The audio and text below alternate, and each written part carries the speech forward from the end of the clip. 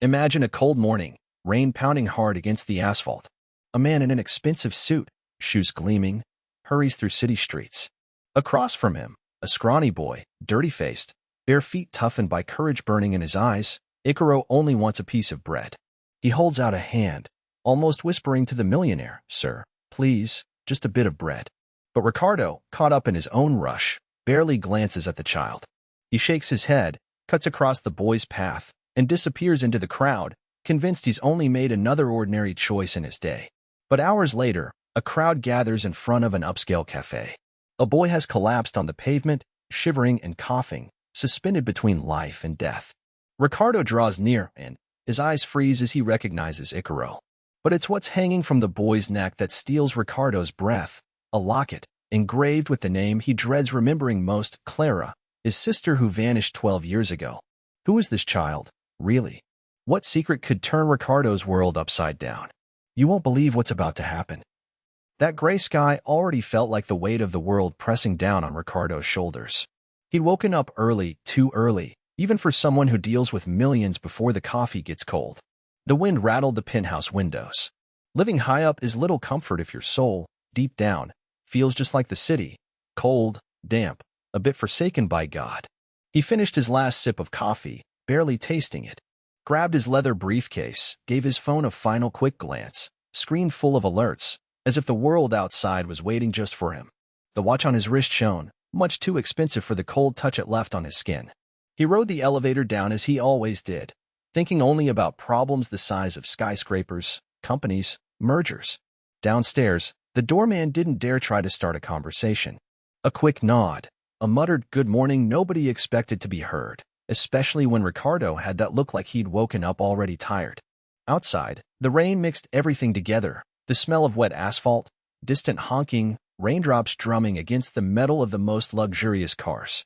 Ricardo shielded himself with his huge umbrella, hurrying along, suit crisp, shoes shining. He reached his brand-new black Mercedes, unlocked it with a quick flick, barely bothering to notice his surroundings. The driver was out today, so he'd be driving himself. It was in that split second that Icaro appeared. He emerged the way these kids do, out of nowhere. Skinny, so skinny his bony arms barely held the tattered sweater clinging to his body.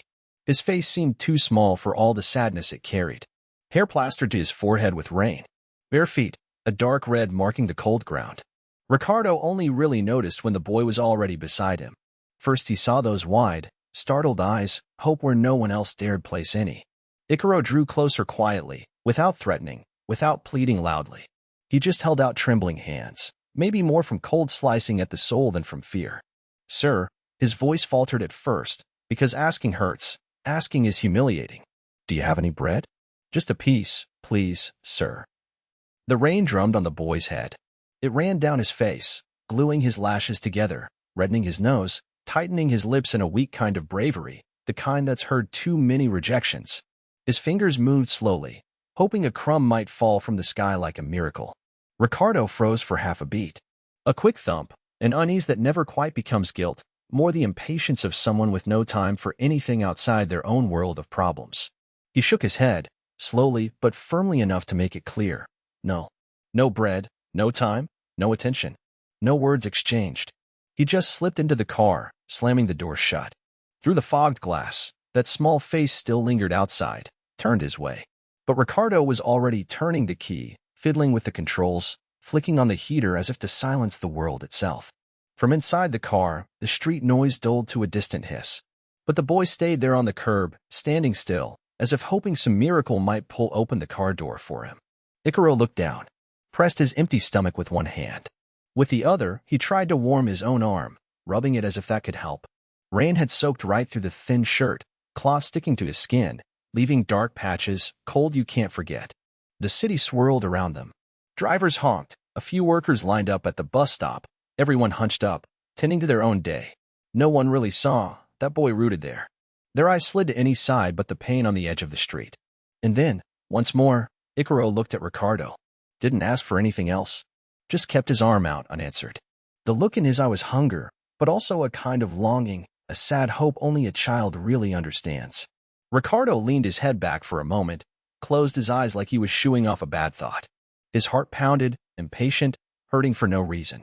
But deep down, he only thought of the time lost, the contracts waiting, the rain staining his suit. He couldn't, or wouldn't, imagine what it's like to be so cold, not knowing if there'll be bread today at all. Outside, Icaro stayed put. Now he dropped his arm, let it fall slowly at his side. He let out a thin sigh, nearly as invisible as he was in that sea of hurried people. His feet, more crimson by the minute, screamed in pain. He shuffled slowly back toward the gutter, tried to shelter behind a trash bin. Just stood there, trembling. Waiting was all he could do. In the Mercedes, behind the tinted windows, Ricardo adjusted the steering wheel. He looked in the rearview mirror, maybe wishing the boy's image would vanish. But it didn't. And for a second that felt like nothing to him. But for the boy, maybe it was everything. It looked like Ricardo might say something, open the window, call out. But he didn't. He started the car, rolling forward slowly through the haze of vapor and cold smoke. The engine's growl swallowed whatever silence had lingered between them. From a distance, all anyone saw was another car driving off, a businessman disappearing around a corner, a boy left in the rain. No one heard the stomach grumble, the stifled sob, the cold slicing deep. Only the city made noise, and for that barefoot boy, the world itself had fallen silent long ago. Ricardo drove fast, almost on automatic, as if it was just another day, but it wasn't. The wipers barely kept up with the heavy rain, and even then, he paid no mind to the drops. He wiped the sweat from his forehead with the expensive jacket sleeve, though it wasn't warm inside. The passenger seat held his briefcase, stuffed with important papers, tilting precariously with every sharp turn. His mind was on contracts, numbers flashing on his phone before he left home. The car checked rain sensors, switched to autopilot, all the modern things money could buy. But inside his chest, everything felt old, rigid. The traffic thickened near the light, and he huffed, drumming his fingers nervously on his fancy watch. The cold metal against his wrist seemed to remind him, time is money, look what you'll lose if you're late. Ricardo gripped the wheel too tightly, pressed the gas as if to punish the car, but only ended up punishing himself. He shifted gears with a hard thud, jaw clenched. His eyes, if anyone looked closely, were pinched, marked with those lines of fatigue and strain no one ever touches. He bit his lip, impatient, checking his watch again and again, as if trying to force the minute hand forward. Outside, the street was nothing but gray. Puddles spread across the sidewalks, and everything seemed empty. Drivers wound up their windows, people on the street hurried, each with their own urgency. Ricardo didn't notice the boy anymore. But out of nowhere, in the back of his mind, that image began to hammer. Icaro, barefoot, feet red and almost purple with cold, hair stuck to his forehead, little hand open, just asking for bread. It wasn't an aggressive plea. Not one of those grown-up shouts for money. It was the look that stabbed inward like a fine needle. Ricardo tried to shake it off, but it stayed. His mind replayed other things, distracted itself with spreadsheets, the important partner waiting. But every time he stopped at a light, the boy's image returned. Like a shadow over his shoulder. Like Icaro's cold, hungry breath was now seeping into the car. Ricardo turned on the radio to mask the silence and only caught reports about the stock market, the dollar, the crisis. All the same. No one talked about street kids, no one looked at the sidewalk. He tried to forget it. Suddenly, he felt an inexplicable anger. Angry at the boy for showing up on this particular morning. Angry at himself for looking, even for a few seconds. He muttered under his breath, cursed at nothing, wrapped the steering wheel. Wanted to move on, to forget, but knew the boy had stayed. Stayed in the rain, stayed in his soul. He recalled the way the boy hadn't left, hadn't run off after anyone else. Had just stood watching the rain and the fogged window of the fancy car. It pinched at him, but he barely noticed. He'd learned young that a successful man doesn't let himself be shaken. Still, for all the comfort and fragrance, the car felt a bit suffocating. The leather clung to his skin, the dashboard dials seemed discreet. The luxury only made everything colder right then.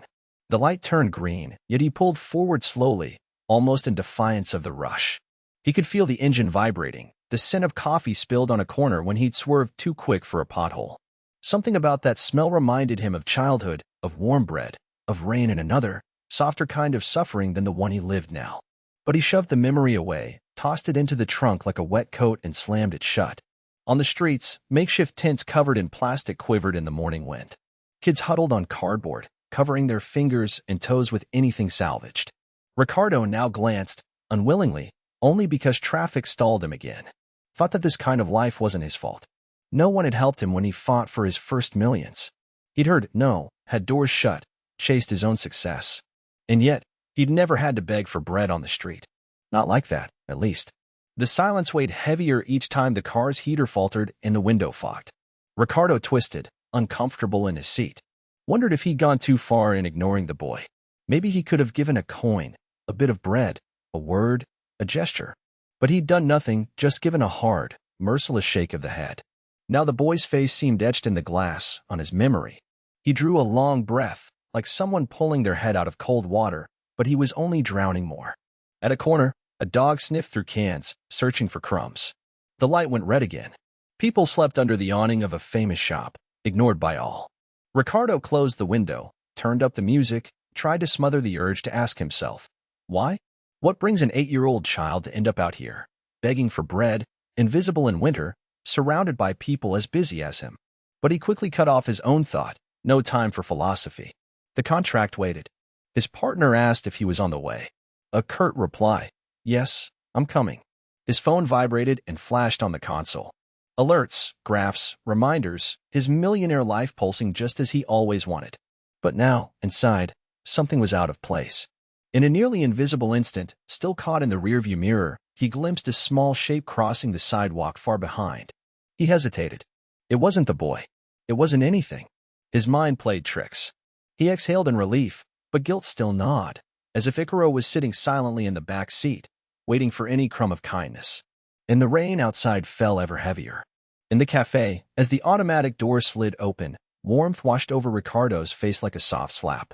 Even came with the scent of fresh coffee blended with some expensive perfume it was hard to describe. A waiter smiled at him, called him sir, and led him straight to the already reserved table. Everything was arranged just right. White tablecloth, 2 cups lined up, sugar packets on one side, contracts on the other. Ricardo's partner was already there, fiddling with his phone, eager to get the deal done. Ricardo sat and tried to smile, managing just to twitch at the corner of his mouth, as if apologizing to his schedule, not the person. Inside, he couldn't relax. He fussed with his watch again, as if time might hurry. Drummed his fingers, pretended to pay attention as his partner talked percentages, risks, names he barely remembered. The clinking cups at the bar, the muffled laughter, all faded behind an invisible wall. The world outside, wet and cold, vanished behind thick glass. But from time to time, in a fleeting flash, the image of the boy sprang up inside his mind, Icaro, standing in the rain, skinny face, bright-eyed. Almost looked like he was wiping his face to hide the wet, or the sadness. Ricardo tried to push the thought away, focused on the spreadsheet, pretended it was just hunger or tiredness. But it wasn't. His partner said they were close to landing the year's biggest contract. The tone was upbeat, but Ricardo felt a small stab of anger, that kind that grates from within. The man across the table cracked a joke about competitors, worse than beggars at the bank door. Ricardo forced a laugh, but his stomach twisted. The cafe was all glass and modern plants in expensive pots, but outside, all you could see were cars whizzing past, people hurrying in the cold. Sometimes someone scurried past under the rain, dissolving in the reflection of lights. A second later, they were gone. The strong coffee smell faded, blending with a hint of vanilla from somewhere unknown.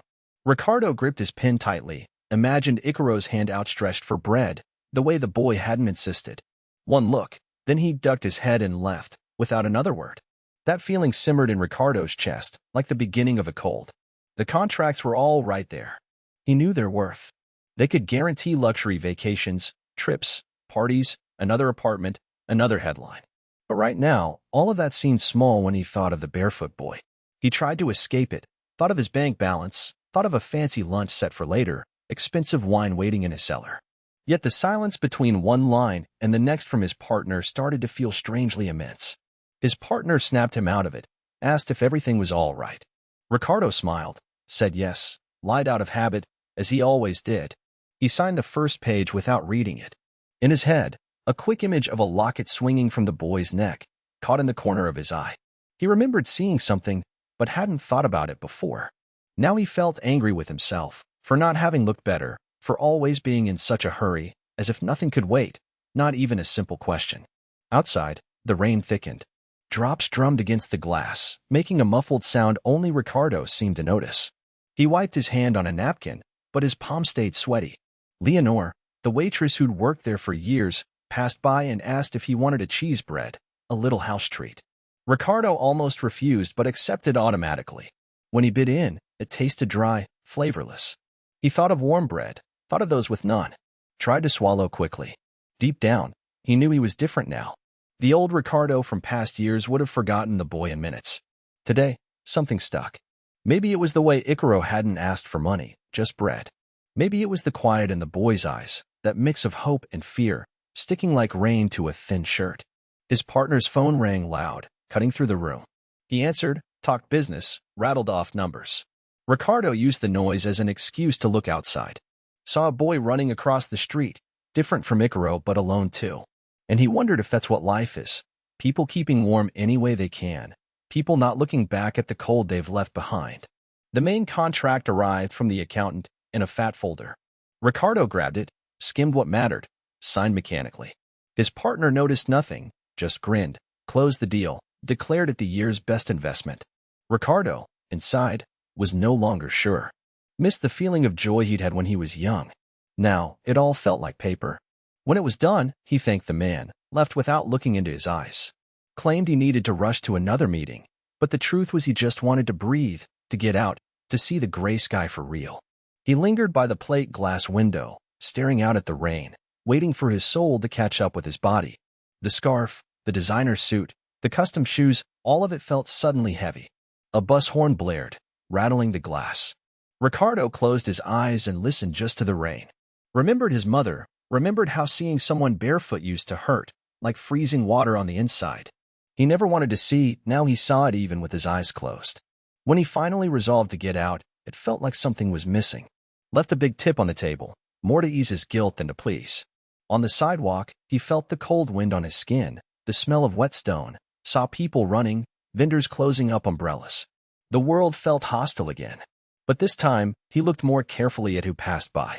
And without realizing, he searched the crowd for the boy with the quiet gaze, for the small, unforgettable request.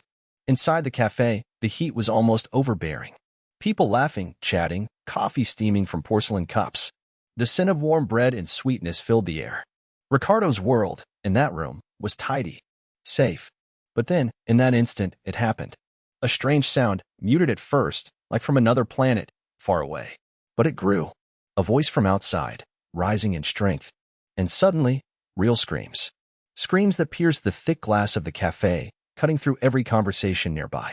As if the world outside refused to stay outside any longer.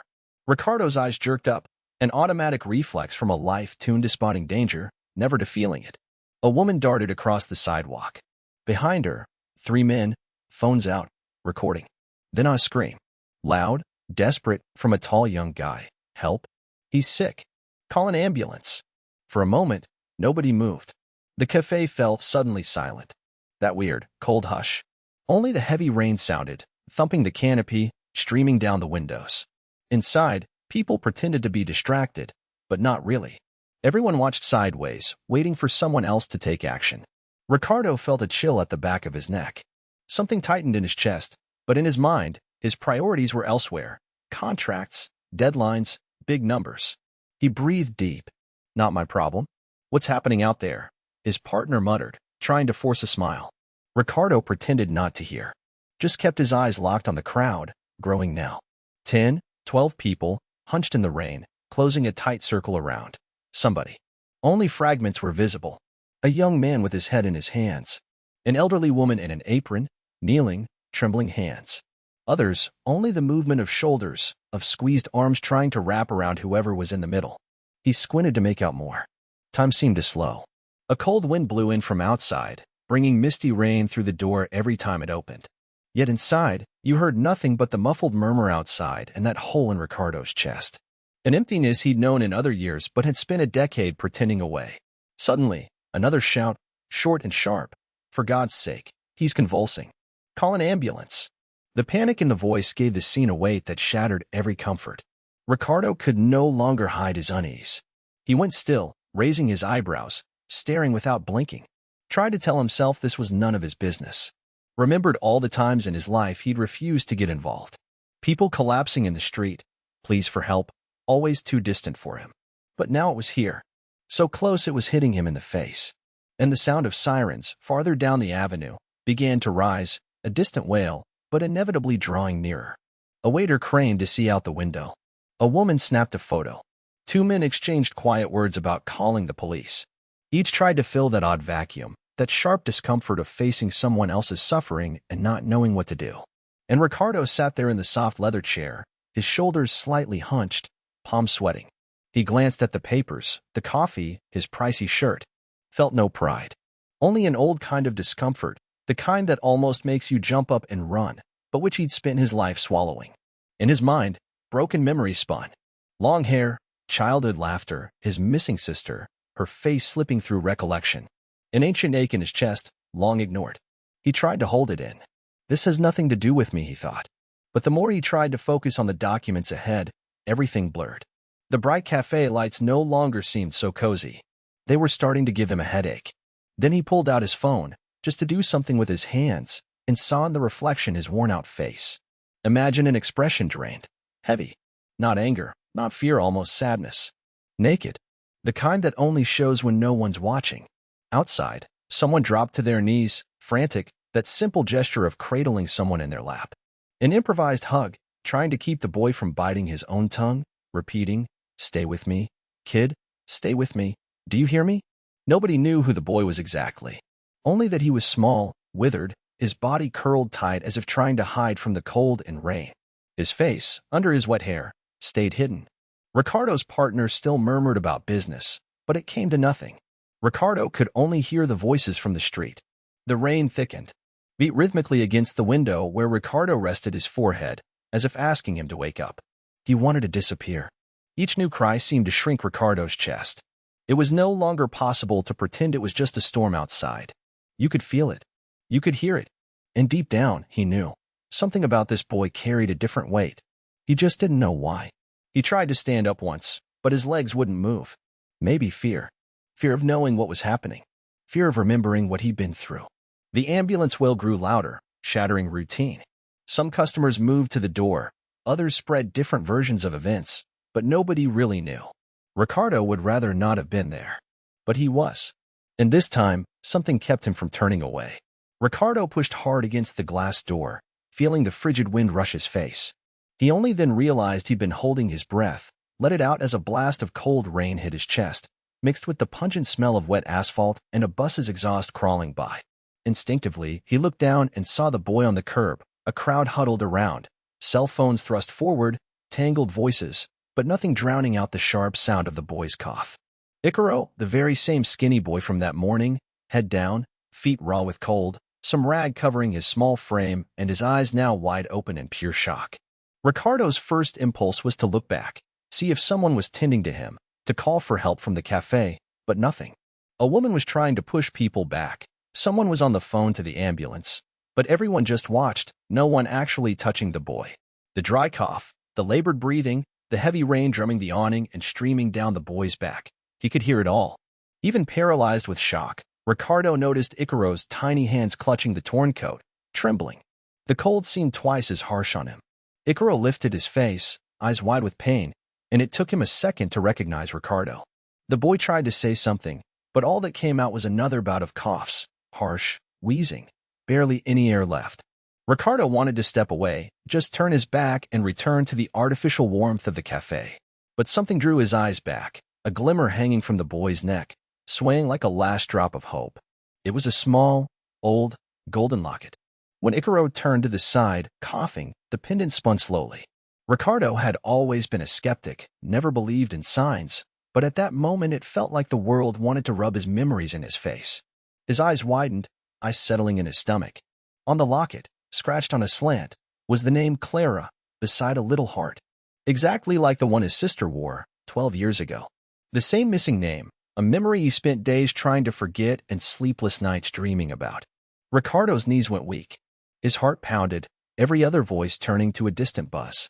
It was as if the rain was falling on him alone. He heard his own name, whispered faintly, mixed with Icaro's coughs. The boy's face twisted in pain, his eyes begging for help, but also something more, a silent question, a plea for something Ricardo never knew how to give.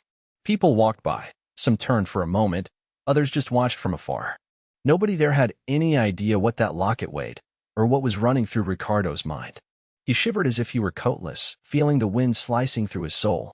The memory of the last time he saw Clara hammered at him again, her crying, saying she was leaving, him saying stupid things, thinking anger was strength, thinking siblings always forgive in the end. The noise of cars speeding and braking on the street grew strangely louder, as if everything around was turned up. Ricardo stood frozen, staring at the locket and thinking, it couldn't be just coincidence. It was impossible that this was just another street kid. His sister's name, that childish heart, hanging from that skinny neck, swaying like a plea, or maybe a curse. Icaro coughed again, clutching the locket as if trying to protect the little he had left in the world. He gagged, lips almost purple. A woman knelt to check his pulse, but looked to Ricardo, waiting for him to say or do something. All he could manage was a whisper, meant for no one else to hear, Clara. Inside, everything turned to dust. Ricardo felt anger at himself, at fate, at all the chances he wasted to be a better brother. And he was afraid, a huge fear of finding out the truth, of admitting his carefully walled world could crumble for so little. He thought of his sister, lost or dead, or maybe just somewhere far away, and now this boy, so small, so much like a memory trapped in the past. Icaro's coughing slowly retreated, his breaths thin and scratchy, as if he was fighting just to stay another minute. Ricardo knelt slowly beside him, not even sure why. A few people stopped to watch, others stepped back to give space. The rain just grew harsher, running down the gutter and soaking Icaro's already soaked feet. Ricardo couldn't bring himself to touch him, but he stayed close enough to feel the faint warmth still clinging to the boy's body amid the cold. Icaro turned his face, opened his mouth to say something, but all that came out was a raspy, desperate whisper. Please, help me. The request hit hard. For the first time in a long while, Ricardo thought less about the business at stake and more about that face, all wet, all suffering. He searched the boy's eyes for his sister, seeking some familiar trace. The skinny nose, the little chin, the way he gripped the locket so tightly. The name on the pendant seemed to scream. And suddenly, Ricardo was 8 years old again, holding his sister's hand at school, when everything was still whole, everything still easy. Guilt came rushing in, dragging the memories with it. He wanted to run, to disappear, but something inside wouldn't let him. It wasn't just fear, it was shame.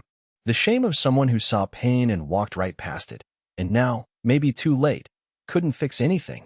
The rain pelted harder, the cars kept passing, but there, in that instant, the world had melted into a heavy silence.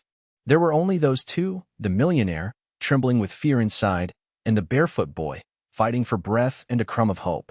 In that silence, Ricardo finally knew, with a painful certainty, that his past had never stayed buried. And that, looking at that locket, he was staring at his own heart, lost so many years ago. Ricardo knelt awkwardly, knees still stiff with the forced grace of someone who just can't bring himself fully to the filthy ground. But this time, the discomfort was something else. Between pricey shoes and the freezing pavement, he hesitated. The rain was still coming down, pulling thin threads of steam from the seams of the boy's clothes. But Ricardo could only think of that delicate chain swaying, clinging to Icaro's bony skin. He reached out and realized his hand was shaking. He wasn't even sure if anyone in the crowd noticed. Ricardo's fingers brushed the locket, feeling the cold, damp metal, as if it had a life of its own. He turned the pendant slowly, his heart racing like it hadn't in what felt like another lifetime. There it was, worn but unmistakable, Clara, with that same childlike heart, just like his sister used to scribble on everything when she was little. In that second, it wasn't just the rain that fell. There was a weight in his chest, a memory that shattered the air into pieces. He remembered his sister's face, her hurt and hardened eyes, the last conversation that was more yelling than hugging. He remembered, as if punched in the gut, how much he'd wished things had been different, how he'd never apologized.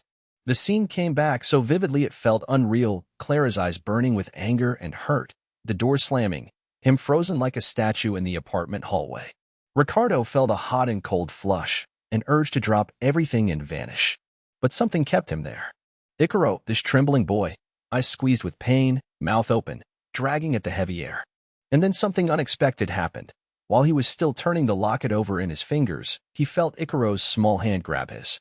It was so light, so thin, it almost felt like paper, yet it held tight, a strength that didn't fit such a fragile body. The boy coughed, his hand trembling, and managed to speak in a thread of voice. Mister, do you know where Clara is? She needs me. Tell her I'm here." The words stabbed into Ricardo. He could barely react. The boy's gaze was still there, burning, pleading.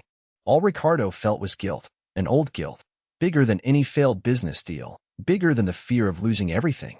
He hated himself a little for wanting to run, for always thinking of his own problems before others, for worrying about spreadsheets when a heart like this was begging for help.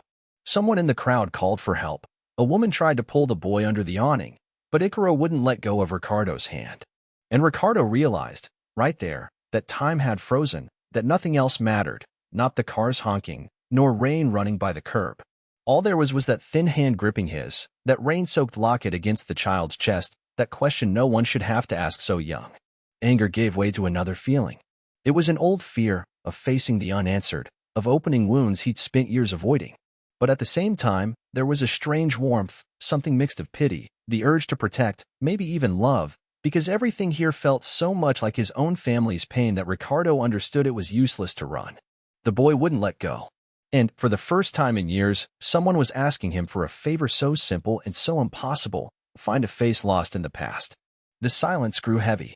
The crowd still murmured behind him, but the words meant nothing. The sound of a siren grew close, distant, yet urgent. Ricardo closed his eyes for a moment, trying not to fall apart. Everything came back at once. His sister's hair, old laughter, the last goodbye, the slamming door. All those nights blaming everyone but himself. And now, with this boy here, coughing out his last bits of strength, Ricardo realized he was facing not just his past, but a chance, rare, painful, terrifying, to do something different. The wind cut colder still, but Icaro's hand was warm, a silent courage that unmasks any adult's bravado. "I don't know, kid. I don't know," Ricardo stammered, almost a confession. He didn't know, because he'd never really looked. Because he was scared. Because he was a coward. But something changed as he spoke. The boy looked at him with a desperate nod of hope, as if he believed Ricardo could find that answer. Wet pavement. Locket shining under winter gray light. The sound of traffic. Icaro's face, tired of waiting for the world to answer. Ricardo felt the boy's hand grow weaker, his fingers slipping, struggling for air. But hope didn't leave his eyes. Not even with his face streaked by rain and tears. Deep down, Ricardo knew he wouldn't ever leave here the same. No matter what the world expected, no matter the clock ticking or businesses burning. He squeezed the boy's hand tighter now, trying to pass a little warmth, a little meaning. And he realized, in the toughest way possible, that sometimes all it takes is one simple, innocent plea to turn your world upside down. There, kneeling on the cold sidewalk, Ricardo no longer saw cars or contracts or his own fear. Only that locket, his sister's name, the boy begging, and a whole past waiting for an answer from the present. The sound of the ambulance haunted Ricardo. That siren, agonizing, shaking him to the core. He nearly stumbled on the hospital's threshold, forgetting how to walk forward without glancing back every other step. Rain still fell outside, puddling and reflecting the harsh corridor lights. Icaro, wrapped in a blanket far too large for him, looked like a scrap in the endless rush of doctors, sobbing families, ringing phones. The boy moaned softly, a strangled sound, hard to tell if it was pain, cold, or just terror. Ricardo tried explaining at the reception, but it felt like talking to a wall. Full name of patient. Date of birth. Guardian. The woman at the counter repeated her questions without meeting his eyes, pen waving midair, her face worn and exhausted. He felt impatience mounting, and anxiety gnawing his chest, not anger, this time, but shame. The intake form had no answers. Ricardo didn't really know Icaro's name, much less his birth date or address. He stammered, feeling a wash of shame he wouldn't admit. The boy was on the street. He got sick. "I just want a doctor to see him." The receptionist gave a long, weary sigh. "We get a lot of kids like this, sir. We need at least a name. Otherwise, it's hard." He glanced at the boy, searching for some clue, anything.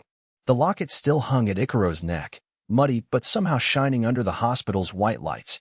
The boy's fingers clutched the blanket, his eyes wide and utterly lost. His lips moved, trying to say something, but all that came out was a thread of sound, almost a clara. Ricardo felt like he'd been punched. The whole scene felt unreal. A nurse pushed a stretcher, rushing by. Somewhere ahead, people coughed, the scent of disinfectant and stale coffee mingling with sweat. The cold of the corridors bit deep. Ricardo took off his jacket, unsure if it was meant for the boy or just to rid himself of that second skin of privilege, useless here. He handed the coat over, hesitantly. Icaro grabbed it with both hands, pulled the fabric to his face, eyes closing. Even now, the boy looked so small, the jacket drowned him, spilling onto the floor. The waiting felt endless. Ricardo tried calling the private clinic he always used, but no one picked up. He checked his watch again and again, but business wasn't what filled his mind. He found himself thinking things he'd never let surface, how he always hurried past people begging on the street, how he always thought it was too much work to try to change the world. And now there he was, helpless himself, forced to face what he'd always avoided. The social worker arrived, a pad of forms in hand. "Are you family?" Ricardo hesitated. He didn't even know what he was to this boy now. The weight of it all felt like lead. He sat down, trying to breathe deep. As he gathered the forms, he noticed how his hands were trembling. His fingers sweated, cold to the core. Not even billion-dollar business meetings left him this vulnerable. Icaro coughed again, deep, bundled in the coat and the blanket. Only his face showed, hollow cheeks, eyes mixing pain and hope. It was like he was searching for someone else, not just Ricardo. Maybe he didn't really see Ricardo now, just the shadows of street corners or the memory of Clara, whoever she was beyond the name on the locket. A doctor finally arrived in a rush, but she knelt to speak softly to Icaro. She touched his forehead, asked if he knew where he was, who he missed. The boy only repeated Clara. He glanced at Ricardo, lost, as if he alone might have the answer Ricardo had never wanted, about family, about abandonment, about secrets never spoken over family dinner. Ricardo wanted to step in, but stayed frozen, arms crossed, shrinking into a corner. He realized, in that hospital chair, how small he was, as ordinary as anyone. Money made no difference at all. All he wanted, though he'd never admit it, was to trade places with Icaro, take on all the boy's pain himself. But he couldn't. Not all the wealth in the world could fix that lost look. As the doctor and nurses wheeled Icaro away, Ricardo was left holding the boy's backpack. It was light, almost empty. He opened it without thinking, looking for clues. A smashed packet of cookies, a crumpled paper scrawled with drawings of a little house and a heart, and the locket again, the name Clara, carved with obvious affection. He leaned his forehead against the cold corridor wall, tried to hold back tears to swallow that raw feeling. But it was impossible. People came and went, each in their own world. To everyone here, Ricardo was just another man in a suit, waiting to be seen. But inside, everything was collapsing, everything he'd avoided seeing his whole life. The boy in hospital wasn't just another case. He was the echo of all Ricardo had lost. The minutes dragged by, heavy and slow. Ricardo stared at the floor, the ceiling, the empty corridor. Remembered his sister, their last words, all the broken promises. Remembered their childhood, Clara laughing in the yard, vanishing suddenly, leaving only silence. Now, sitting on that hard plastic bench, Ricardo felt that there wasn't any deal more important or any meeting more urgent. All that mattered was this: the fear of losing the boy too, of repeating the same mistakes, of not doing enough in time. At the end of the corridor, the emergency room light flickered. Maybe the rain had stopped outside, but inside the hospital everything was colder than ever. Ricardo gripped Icaro's backpack tight, as if it were his own past, and a hope he might not deserve. And each groan from the boy echoed down the hall, marking on Ricardo a guilt that no words could hold, only silence, held breath, and a desperate urge, this once, not to walk away. Ricardo almost tripped over his own feet leaving the hospital, half blind with worry. The automatic door swung shut behind him with a dull thud that nearly sliced through the tension of that soaked, sleepless night. The air was frigid, damp wind biting at his face, bringing with it the sour smell of wet asphalt, cigarette smoke, and grime. It was early, the sky colorless, car headlights dripping yellow light onto the sidewalk. But even then, Ricardo noticed he wasn't alone. Leaning against a graffiti-covered wall was a group of street dwellers, 3 men, an elderly woman, and another boy even smaller than Icaro. All bundled in old clothes, stained jackets, battered sandals. And all eyes on him, as if they could sense his fear and confusion from afar. Their looks were tight, somber. No smiles, no words, only the splash of rain pooling by their bags and the city's rumble waking up in the background. Ricardo just wanted someone to talk to figure out who Icaro was, why the boy was there, where he'd come from, if anyone knew his mother or this Clara. But when he opened his mouth, he felt the world shrink around him. The oldest man, dark-skinned and bearded, was the first to cross his arms and size him up. "What are you doing here, doctor?" he asked, voice rough, unmoving. Ricardo tried to keep his composure. He straightened, Breathe deep. The boy, Icaro, he needs help. I need to know. Does anyone know his mother? Silence. Only the building sound of the city, distant horns, a dog barking, a baby crying quietly in plastic beside the woman. The woman looked at Ricardo like someone seeing a lost animal. Rich people's help doesn't work for us. Your money doesn't buy trust. No one here wants to talk to someone who's never looked a poor person in the eye. Only shows up when you need something. That landed on Ricardo like a punch. His face burned. He wanted to protest how hard he was trying to do differently this time, but he saw straight away that words wouldn't move anyone. The woman's eyes were hard and deep, every wrinkle a story of struggle and fatigue. Soaked in his expensive suit, Ricardo seemed even smaller. It was the littlest boy, clutching the bearded man's leg, who dared to whisper, "Icaro never talks about his dad, just his mom. Says stuff, talks about hiding, running from bad people. But his mom's been gone a few nights now." The bearded man let out a deep, almost resentful sigh. Clara was a force. We'd hear stories she protected kids, found old bread at the bakery, shared clothes. One day, a man showed up looking for them. Whole block said she ran so no one could hurt her son. Lots of secrets on this street, doctor. More than you think. Ricardo didn't realize he was holding his breath. His hand shook a little, he tried to hide it, but every word seemed like a falling truth crushing him. He stood there, water running down his sleeves, the cold seeping into his bones, facing those people afraid to look weak, but feeling himself shrink before them. The ground beneath him was as hard as the guilt building inside. He looked at the others, a skinny guy with chewed-up fingernails, clutching a plastic bag with 2 crusts of old bread, a young woman rocking a baby, her eyes wary, as if Ricardo was a strange creature among them. Every time the cops came, it was always Clara who found a way to hide the children. "My brother would have been taken if not for her. She's an angel to me, looked out for every lost kid in the neighborhood. But nobody knows where she's gone," the skinny man said, eyes on the ground, fiddling nervously with the plastic bag. That was when Ricardo felt more out of place than ever. He thought of how he'd spent his whole life looking away from people like this. He started to understand Clara was alive in every corner here, not just as a memory, but as hope. She'd become a sort of legend to them. And just like that, he realized he'd never really known his sister at all.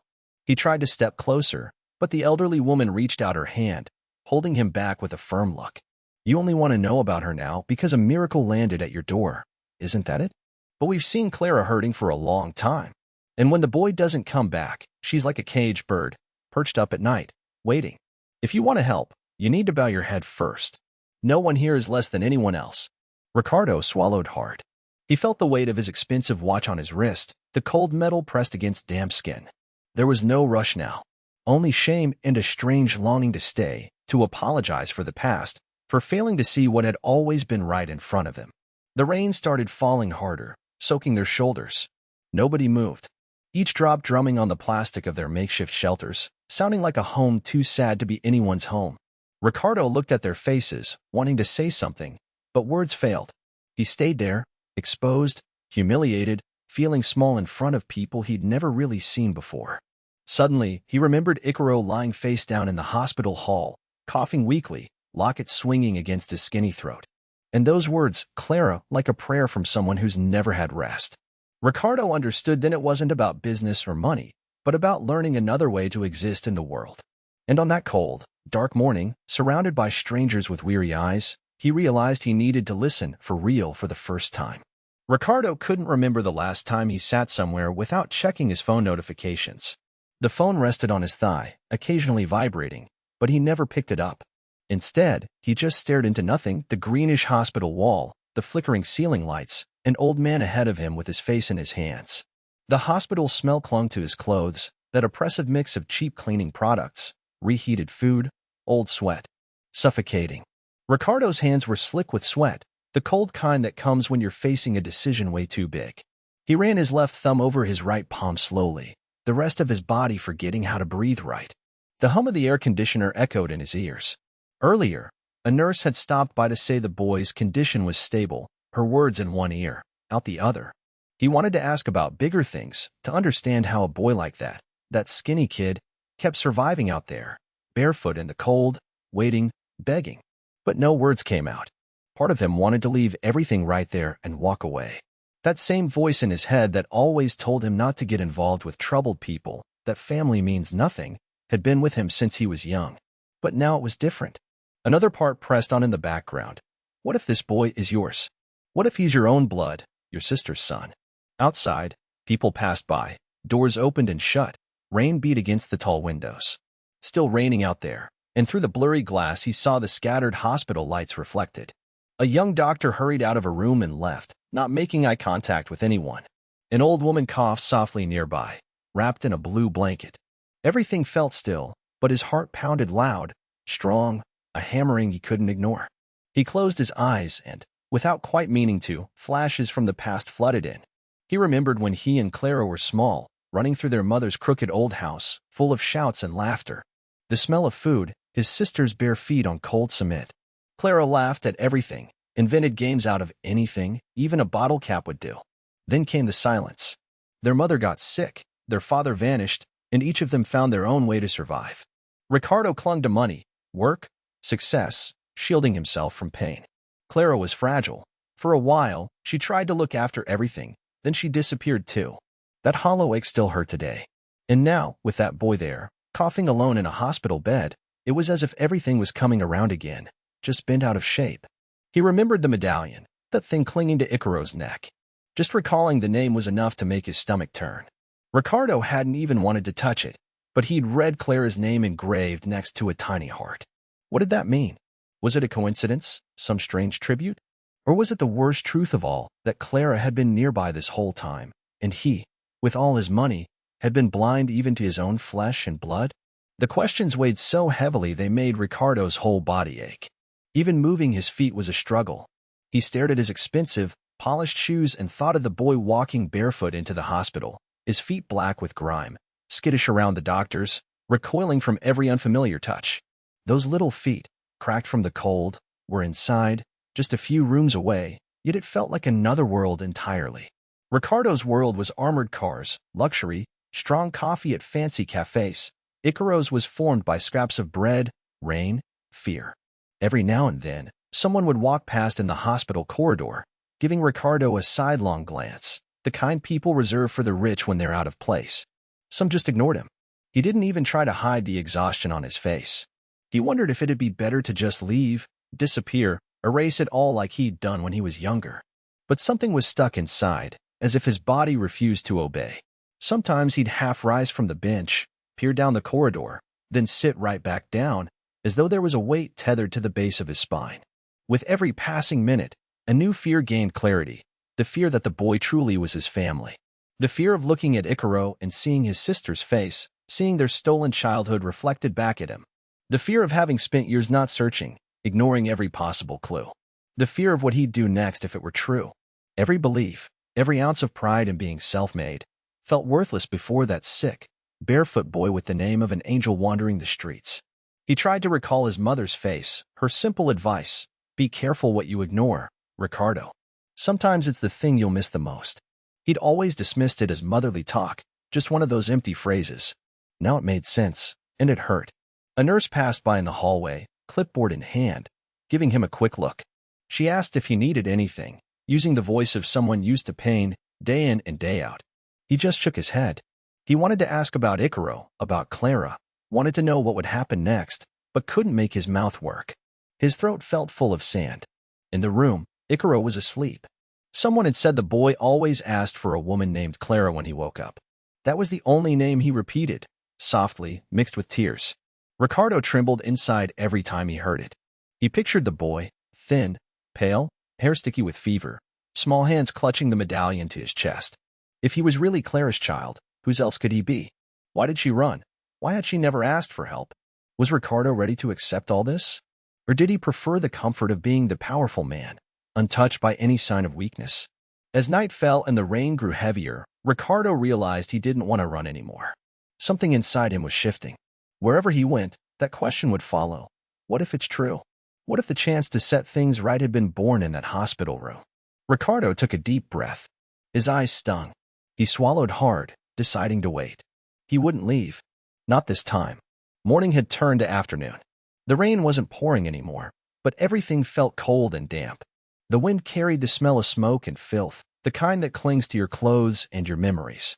In his wrinkled suit, Ricardo crossed streets he'd never truly noticed before.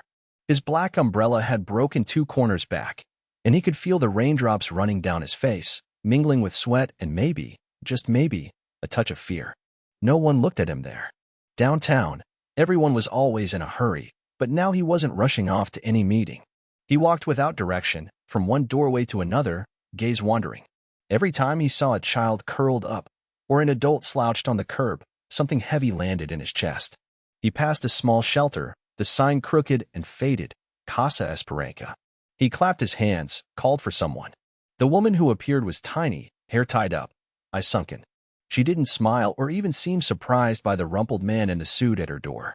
Ricardo explained, coughed, tripped over his own words until he finally said what hurt most, Clara.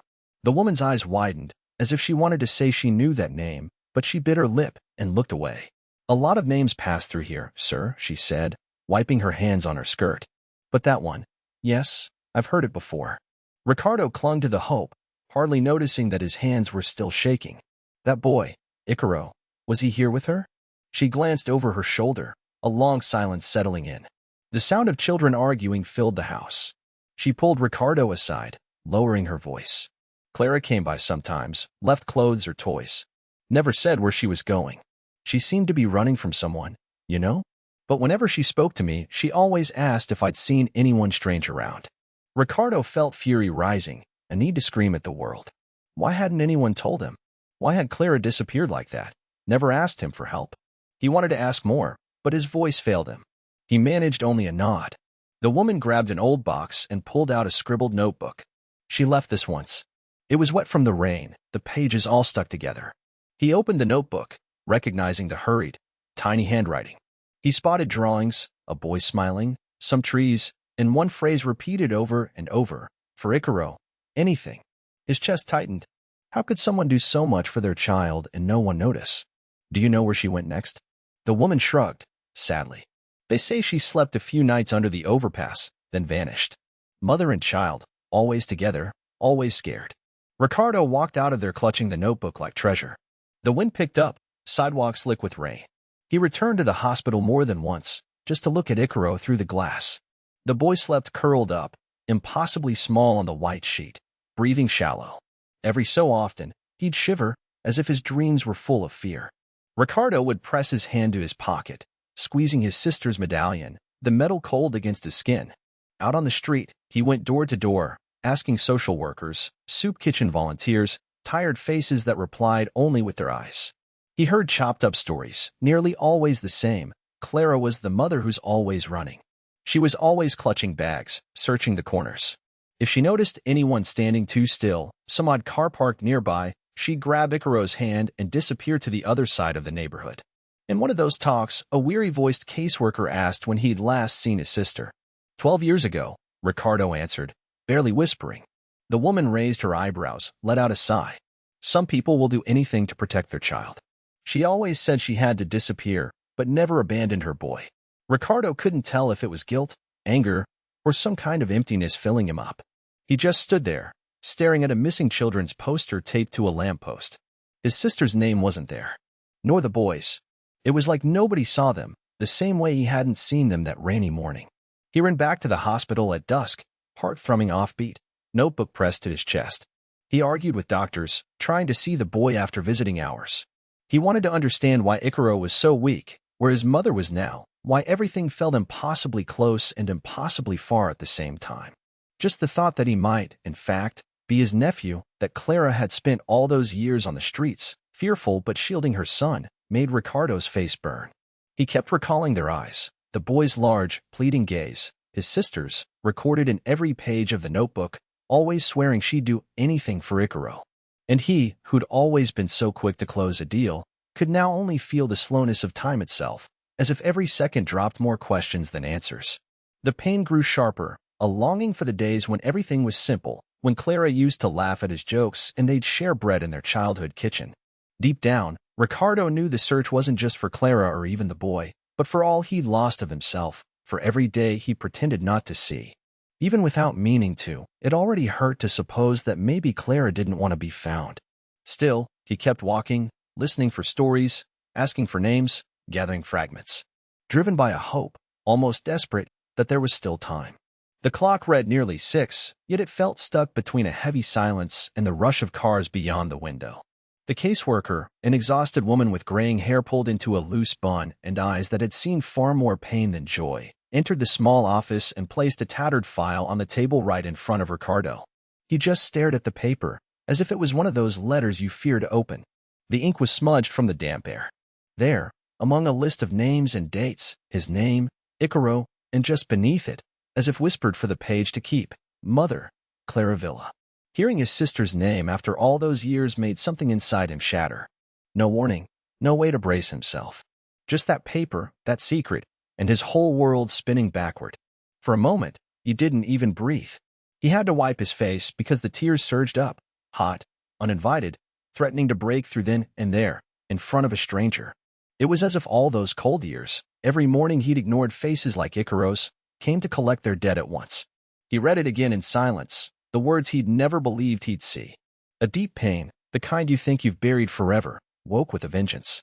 He thought of his stubborn little sister, pulling faces when their father scolded them in the yard. Her laughter, woven through the branches of the old trees.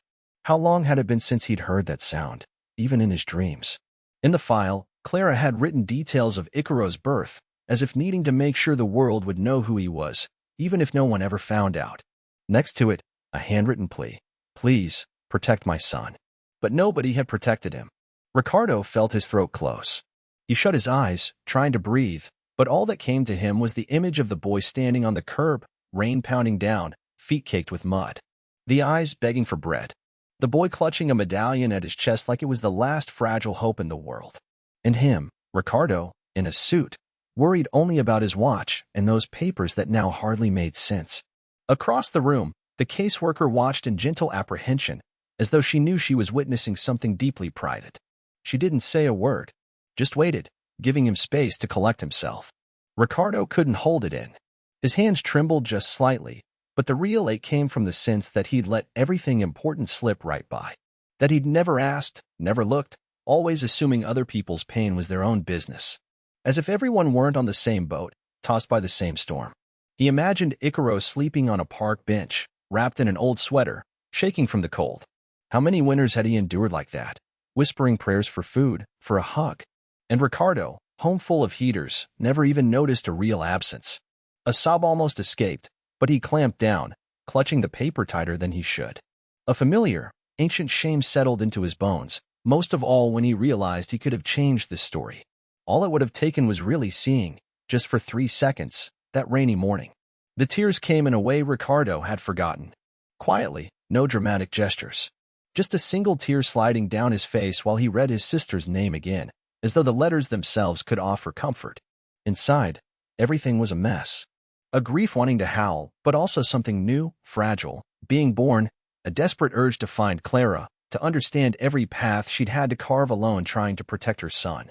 To beg forgiveness, not just from her, but from every child forgotten like Icaro. The look he shot at the caseworker said everything, wordless. It was a silent plea for help, not to give up now. Maybe she understood, because she spoke softly, leaving the file right there, as if she knew he'd need to reread it, again and again, until he believed. At that moment, the room seemed colder. Somewhere outside, a horn sounded in the distance, but inside all he could hear was the muffled thump of his own heart, beating out of rhythm. The clock's hands started moving again, marking out a time nobody knows whether will heal or simply turn pain into another shape. Ricardo wiped his face awkwardly, trying to pull himself together, but something in him had changed. As if an invisible hole in his chest finally had a name, a face, and it was impossible to go back to who he'd been before that piece of paper. He thought of everything he'd chosen not to see, of all the times he sped past someone else's pain thinking it wasn't his problem. Now, the whole story was laid bare, demanding a different answer, a new kind of action. For a moment he just sat there, feeling the curious weight and relief of that secret, slowly adjusting to the idea that maybe, just maybe, there was still time to mend a part of the past. And right then, caught between the hush of rain and the yellowed record shaking in his hands, Ricardo understood, no matter how cold the world can be, even a small gesture, however late, can change everything. The chill of that dawn soaked straight into Ricardo's bones. He'd left the hospital not really knowing what to do, but he couldn't bring himself to leave. The caseworker's words, the yellowing file with Icaro's name, still weighed in his hand like a stone in his chest. He stood on the curb, watching buses crawl by on wet asphalt, people rushing under umbrellas, oblivious to anyone else's pain. And suddenly it hit Ricardo. He was a part of that, too. He'd been one of the ones always in a hurry, blind to the boy on the curb. That same boy who, by some absurd twist of fate, was now part of his very self.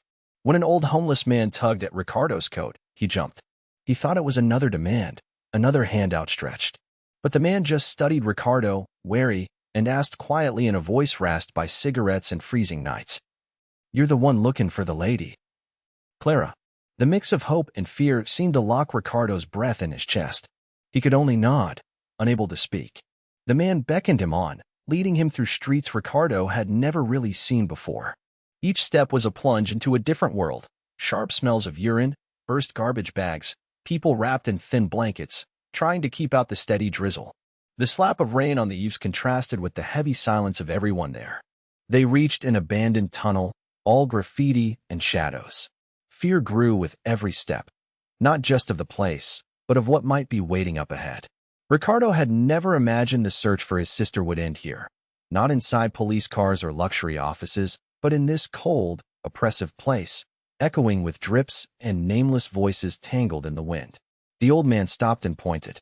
There, leaning against a battered mattress, swamped in an overlarge coat, was her. Clara. And yet, not quite her. Her face now gaunt, skin drawn by time and hardship. Eyes hollow, almost frightened, but still her. The dark hair, haphazardly tied. Ricardo's heart pounded, so hard he felt dizzy. Clara looked at him, not understanding at first. She still moved with all the wariness of someone who spent years fleeing, always expecting danger to pounce. But then his name slipped out, soft as a prayer. Ricardo. He couldn't reply. He just stared, up and down, searching for traces of the sister he'd remembered, the big eyes, the small mouth trembling a little. Clara searched him too, looking for the brother who used to spend hours watching TV with her, who'd once promised never to leave her alone. And there they were, separated by 12 years, so many missed chances, and a longing too vast to speak aloud. His first instinct was to go to her, but Ricardo hesitated. He didn't know if he could, if he should. The sharp smell, the chill, everything was so far from the world he knew. But in that silence, Clara bit her lip and let a little of her fear slip away. Slowly, she stood up, the coat sliding, her legs trembling as if she might collapse any minute. But she stayed upright, even if she shook. He approached, cautiously, as though not to scare off some rare animal. Clara's eyes welled with tears before they'd even touched. Her face crumpled. Neither of them knew if it was right to hug, but they couldn't resist. It was an awkward embrace, stiff, not warm and movie-perfect, but fraught with pain. A clutch between two people who'd forgotten how to trust, yet needed that touch just to stay standing. Ricardo felt his sister's bones through her coat. The smell of rain, mold, exhaustion. He cried silently, burning tears sliding down his freezing cheeks. He buried his face in her shoulder, the way he used to as a boy with nightmares. Clara trembled against him.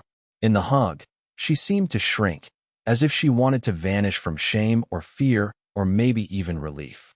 A rough cough broke the silence. Afterwards, everything was still. Only the buses outside, the wind, and the drip of water from the far wall. Ricardo couldn't let go. His whole body ached, not just from the cold, but from the endless shame. He whispered, voice raw, "Forgive me." Clara stayed quiet a long moment. Her hand pressed gently to his back, without strength. Her face lost in his chest, as if she wanted to go home, yet knew home was a more complicated idea by now. Even softer, she murmured, "I just wanted to protect him, Rick. Just wanted them to leave us alone." Ricardo pulled her face up to meet his eyes. Her gaze was sad and deep, lashes tangled with tears. She tried to smile, but her mouth wobbled. Awkwardly, she sat back on the mattress, beckoning him to sit too. There, in the shadows, they were two broken adults, siblings by blood, picking up the shards of their story.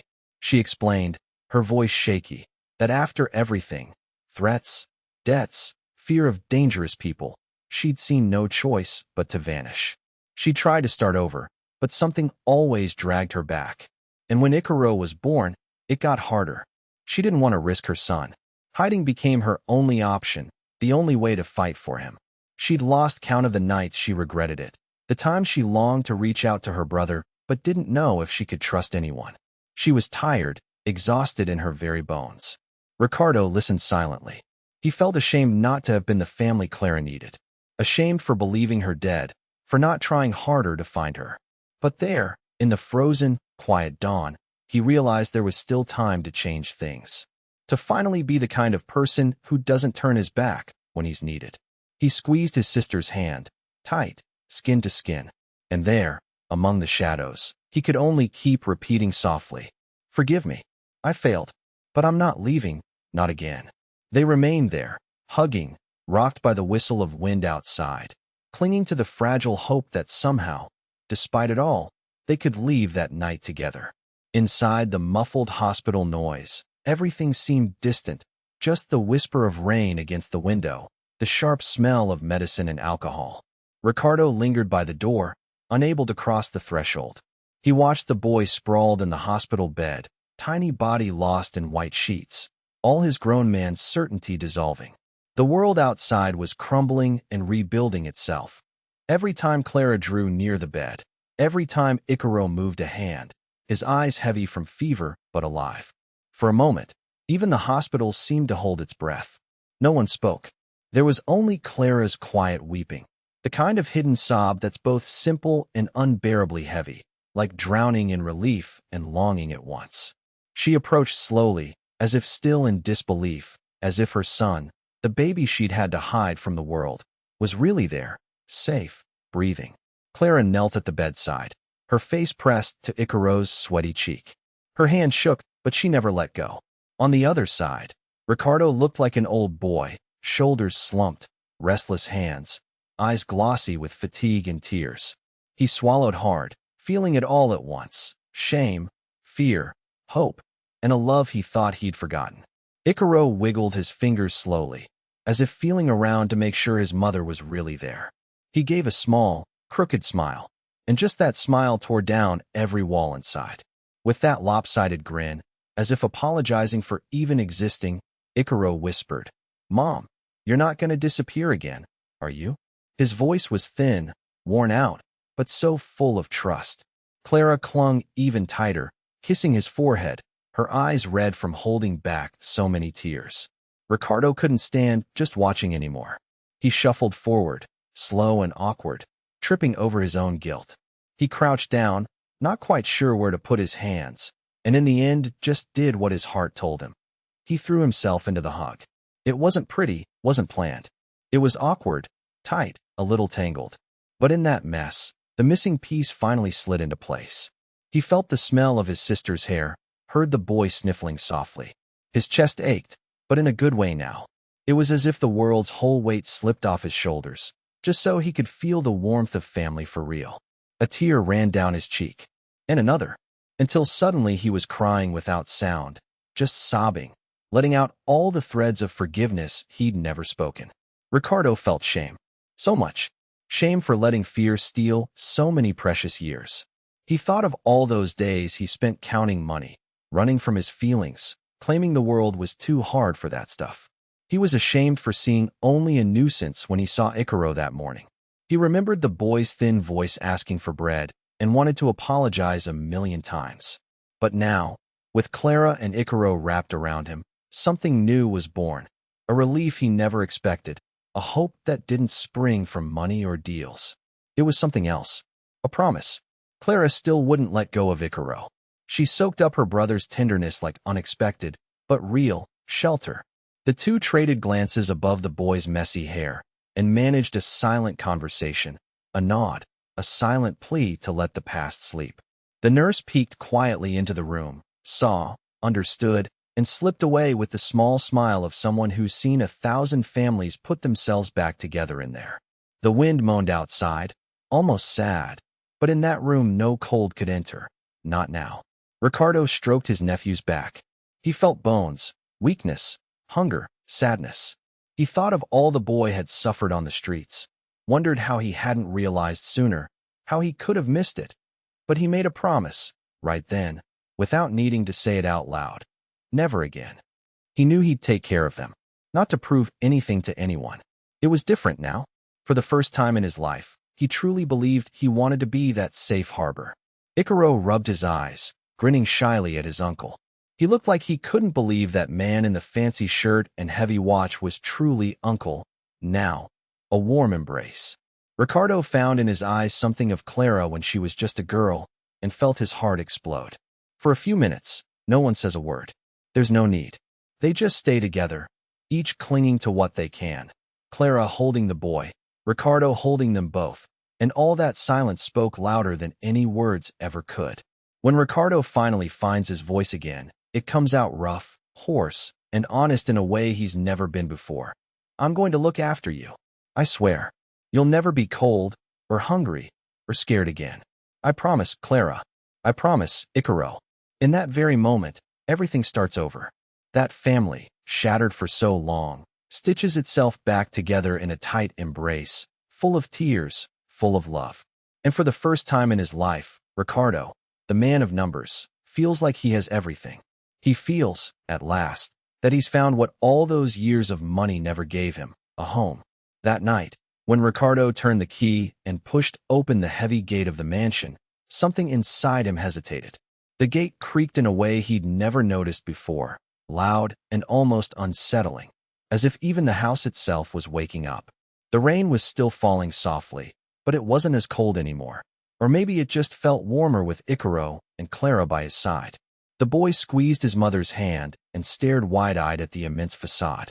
Clara stood still, her old suitcases resting against her leg, looking up, trying to hide how afraid she was to enter a place so far from the life she'd known. Ricardo tried to smile as he opened the door, but his face felt stiff. How long had it been since anyone walked in here with hope? The house always had the same smell, a little damp, almost lifeless, that scent of a spotless house that's just bland, as if no one really lived there. Icaro stepped in first, half silent, inspecting every corner, every painting. He was fascinated when he saw a spiral wooden staircase and ran his slender fingers along the polished banister, as if it were the most expensive toy in the world. He asked, in a tiny voice, "Can I climb it?" Ricardo just nodded, feeling something strange churning in his chest. Clara hesitated longer. Before crossing the threshold, she slipped off her worn-out sandals and wiped the rain from her face on her jacket sleeve. She still looked as if she couldn't believe this was really happening. Tom had always dragged in that house. Ricardo noticed it then, because the hands of the gigantic clock in the living room always seemed to move far too slowly. But that night, everything changed. The first thing to break the silence was Icaro's laughter from upstairs, leaning against a window and wondering aloud if he could see the real sky from his new bedroom. Ricardo watched Clara walk slowly down the hall, taking tiny steps. She glanced at the walls lined with old photos of their parents, their childhood, parties that had long lost their meaning, and swallowed hard, but didn't stop. At one point she reached out and let her hand rest on the wall, standing still, feeling something strong and invisible, somewhere between sweet memory and pain. Icaro spun in circles on the vast rug, the same rug that had always been there, but had never soaked up so much joy in so little time. The kitchen quickly became everyone's favorite place. There'd only ever been frozen meals before, food for people too busy to bother cooking. But that night, Clara opened the fridge and Ricardo realized he couldn't even remember what was inside. Clara laughed at the absurdity of some of the pricier packages, not even knowing what half of them were for, and went straight for the stove, asking if she could crack eggs and fry bread, the scent of coffee soon filling the house. Icaro appeared clutching a giant glass brimming with milk. He tried to hand it to Ricardo, fumbling and grinning from ear to ear. Ricardo almost refused it. Almost, but he stopped himself, accepted, and held the glass with both hands. He didn't say anything, just looked at his nephew, committing every detail of this boy who'd stormed into his life like a tempest and turned everything upside down. At their impromptu dinner, sitting on tall stools because Icaro thought the dining chairs were too fancy and preferred the counter, nobody talked about what they'd lost. They only talked about what they had now. Clara asked if they could open the windows, even in the cold, because she liked to smell the wet earth. Ricardo gestured for the caretaker to open all the doors to the veranda, and a chilly wind swept in, laced with the scent of plants, making it feel like the house finally breathed along with its family. After the meal, Icaro found an old box in the hallway closet. It was full of photos Ricardo didn't even remember existed. The boy started asking about every person, every smiling face in black and white or fading color. Sometimes Ricardo had no answer, ashamed of how distant he'd become from those familiar faces. Clara filled the silence with funny stories from their own childhood, and Ricardo realized, with a mix of ache and relief, that he remembered her smile as a child, the way she joked about everything even when she was hurting. As the minutes ticked by, the mansion started to fill with new sounds. Soft laughter, forks tapping on plates, the boy's small voice inventing names for the plants in the garden because he'd never seen roses so big. Even the old yard dog, who always lay alone, dragged himself to the door to listen to all the commotion. When night truly settled in, Ricardo leaned silently against the hallway wall, listening to mother and son talking in their new room. Clara was laughing as she complained that Icaro refused to go to bed early. The boy, sprawled like a starfish on the huge bed, kept saying, "It feels safe here, Mom."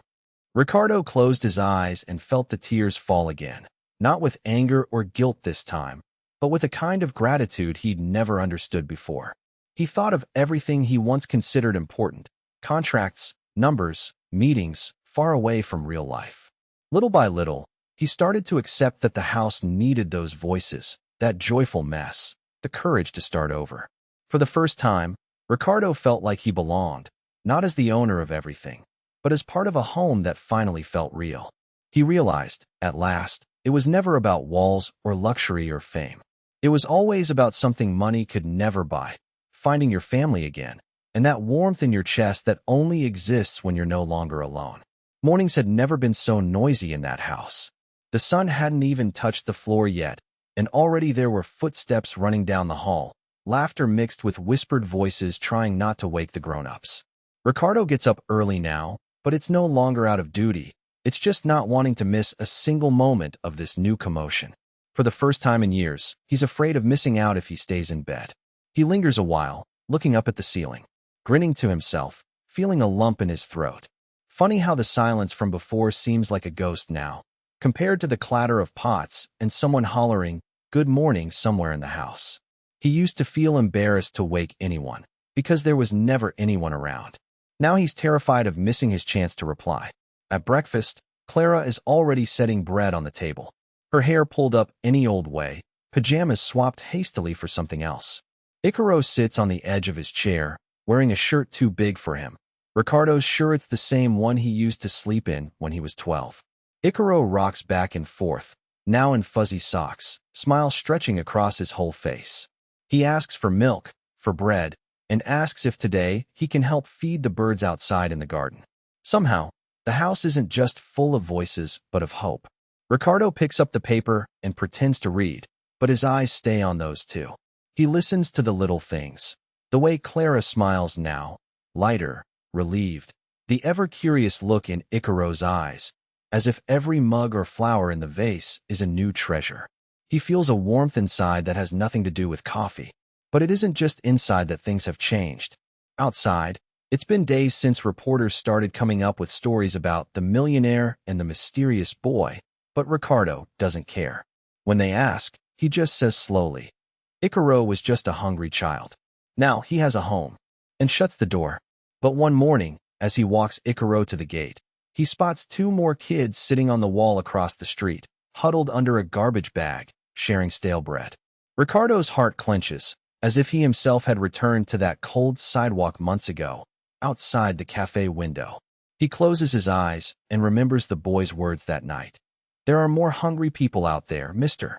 From that day on, something starts to shift, not planned, but growing all on its own. Ricardo holds meetings with lawyers, discusses ideas with Clara, talks to architects, visits old abandoned buildings downtown.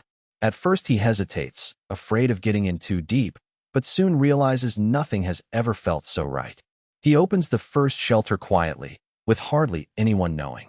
Opens the doors for more Icaros and Claras, children with cold in their chests, hungry for affection, afraid of always being invisible. On the first day, there are 4 of them. Boys and girls, all with scared but curious eyes. Ricardo sits with them on the floor, offers toys, but it's Icaro who really breaks the ice. He goes up to each new child, offers his hand, shows them the birds and the trees, teaches them how to name the animals. The boy's way, his brave innocence, something no adult can ever quite recreate, quickly makes the shelter feel like home. At first, the staff think it's strange seeing Ricardo helping serve soup, sitting down to draw with the kids, listening patiently to their long stories, so unlike the serious man from newspaper headlines. At night, Clara runs a hand across his back, tired but smiling. Did you see their eyes today? Word gets out quickly. People around town start thinking differently about street kids. Neighbors drop by with clothes, food, toys. Even strangers want to help. Ricardo feels both pain and pride every time he looks at those children. Pain for having ignored them so long. Pride that at last he's found a reason to spend every cent he's ever earned. Projects are born, new partnerships, new schools. But there's one thing that never makes the news. The way Ricardo spends afternoons sprawled on the rug, listening to Icaro talk about his dreams. The boy wants to help people too, says he'll be the boss of the shelter when he grows up. And every time he says that, the room fills with honest laughter, the kind that washes you clean inside. One day, with heavy rain beating down, they take in a terrified, drenched girl. No family, nowhere to go. Ricardo picks her up, wraps her in a warm towel, hands her to Clara, but never lets go of her hand while the staff tend to her bandaged foot. He feels her cold grip tighten and a single tear slip down his cheek. And this time, it isn't sadness. It's gratitude. The city slowly begins to change. Traffic moves more gently in front of the shelter. People exchange different glances at families gathering in the square each morning.